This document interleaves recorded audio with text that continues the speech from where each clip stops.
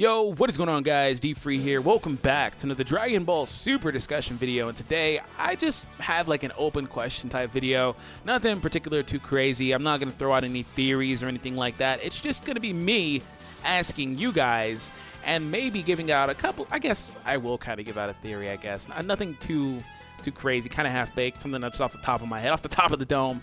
But mainly, I want to get you guys' input, and we'll do a community response video to it. So we're going to be talking about what Frieza and Frost talked about and what could Frieza in particular, with the help of Frost, be plotting throughout the Tournament of Power. So hope you guys enjoyed today's video. If you are new to the channel, please consider subscribing, and let's go ahead and get started. So a couple episodes ago, Frieza kind of had this inner monologue where he was like, hey, this is a time for me to start manipulating the gods, you know? He obviously has something up his sleeve. It could, and it most likely does, have something to do with the fact that he is dead, right? If you saw his negotiations in the previous couple episodes, he was obviously centering around, hey, resurrect me, things like that. He wants to come back to life. Of course, we know Frieza wouldn't want to stay dead or go back to his hell. It's only plausible to say that he would want to come back to life, and he does. Now, Frieza also knows he's under the direct correlation that, hey, when this is done, you're dead. But then again, at the same time, under that same pretense, Frieza also thinks that Goku is going to be resurrecting him, which there is a plot hole in that because he cannot be resurrected through the Earth Dragon Balls again under normal means. Unless there's some sort of continuity error or whatever the case is, he should not be resurrectable.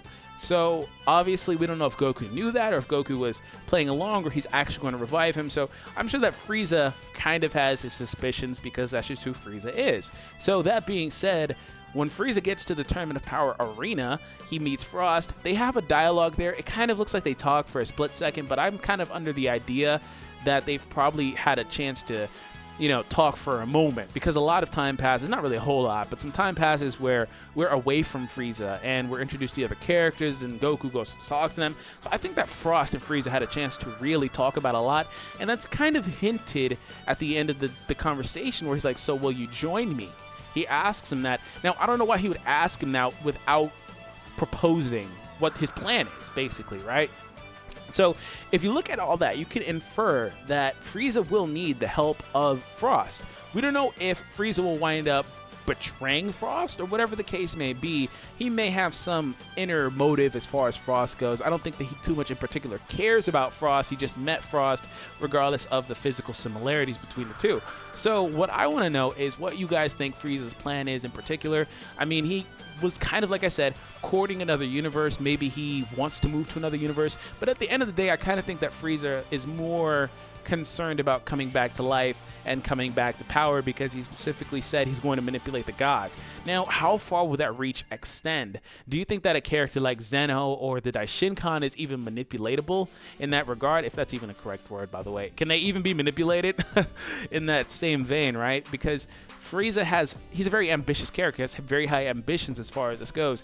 He knows for a fact at this point that he can manipulate Beerus, and that's specifically who he was targeting. And he kind of, to a degree, was almost done manipulating Seadra. So I kind of think that if Beerus and Whis didn't show up when they did, Frieza would have manipulated Seadra and Ro into probably recruiting him. Ro had his doubts, but at the end of the day, they see how strong Frieza is, and their backs are up against the wall. They're trying not to get eliminated. So I could see them saying, okay, Frieza, you can come. And the thing about it is that they got in a scenario where Ro was saying, hey, you probably can't kill him as easily as you think you can, when Seadra said, okay, if he misbehaves, I'll just eliminate him. So I want to know in the comment section what you guys think Frieza could potentially be plotting for the upcoming Tournament of Power. Once again, really quick video, not a whole lot here. I personally think that Frieza, once again, is going to find a way to come back to life.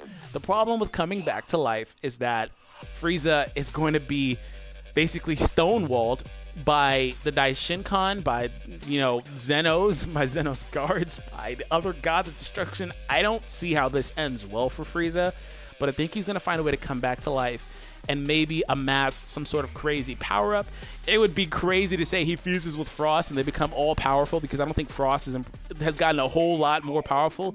Hit did say that he did get more powerful, but at the end of the day, hit is still more powerful than Frost, which would technically mean that Frieza is more powerful than Frost. So I don't know how that would work out or how powerful they would get in the scenario like that. I think that's pretty crazy or outlandish, but I think that there is maybe some sort of gimmick that Frieza hasn't exposed yet. So I want to know in the comment section what you guys think. And like I said, if you guys are interested in any of my other content, feel free to subscribe to the channel. If you're interested in Pokemon or Duel Links, I have separate channels for those two mediums. They're linked in the description.